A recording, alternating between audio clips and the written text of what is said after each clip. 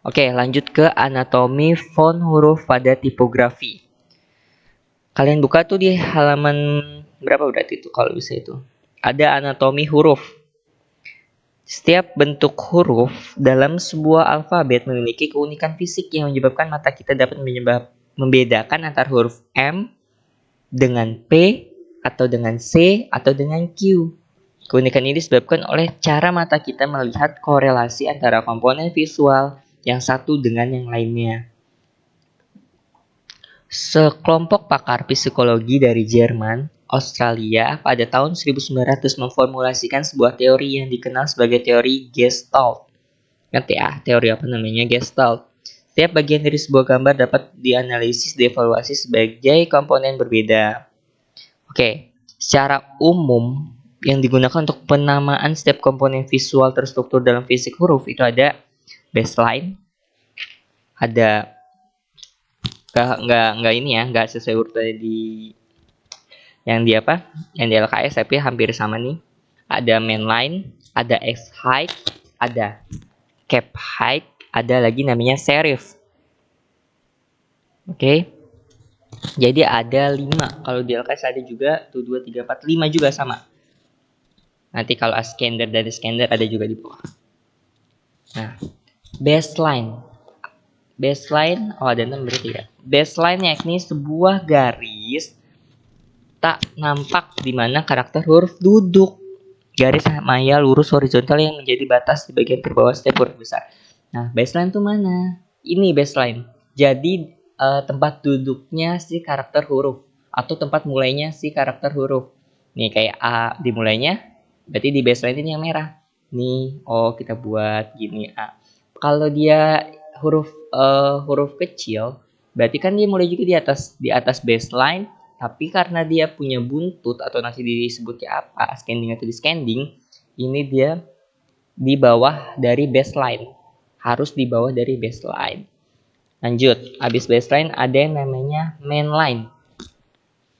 Kalau tadi baseline adalah garis duduknya, kalau garis mainline adalah merupakan garis batas yang terletak pada bagian atas huruf kecil seperti E, G, dan Y, serta pada titik lengkung, sehingga pada huruf H.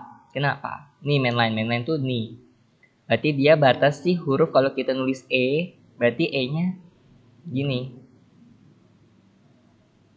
Dia si lengkungannya bentuknya di sini. Sama kayak huruf H nih. H berarti lengkungnya harus menyentuh mainline. Nih mainline-nya ini kan mainline semua nih. Ini baseline. Seperti itu. Kalau di LKS itu pengertiannya yakni semua garis maya lurus horizontal yang menjadi batas dari bagian teratas setiap huruf kecil. Jadi kalau huruf kecil nggak boleh melebihi mainline. Kecuali ini ya yang tegak ya. Tapi kan dia kalau yang dia melengkungnya nggak boleh lebihi dari mainline. Ada lagi namanya X height, merupakan jarak antara garis baseline dan mainline. Tadi berarti ini ukurannya tinggi dari si antara baseline dengan mainline. Nih. Biasanya sih huruf-huruf A, huruf-huruf kecil tuh seukuran si X height ini. Ada lagi namanya cap ya, cap height atau kapital tingginya kapital, huruf kapital adalah jarak dari baseline hingga titik puncak huruf sebesar kapital, huruf besar kapital. Berarti dia huruf kapital setingginya si cap height itu disebutnya. Berarti kan tadi huruf kapitalnya nih rata-rata kapital sampai sini. Berarti ini ukurannya dari ujung baseline sampai ke paling tertinggi. Kalau ini mainline. Beda ya. Kalau mainline untuk si huruf kecil, kalau cap height-nya untuk huruf kapital.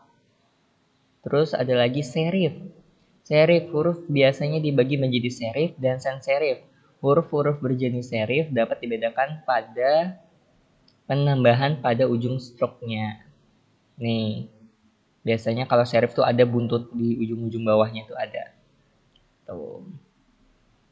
Nah, ini lagi ya. Banyak sebenarnya ada berarti 1, 2, 3, 4, 5, 6, 7, 8, 9, 10, 11 ya.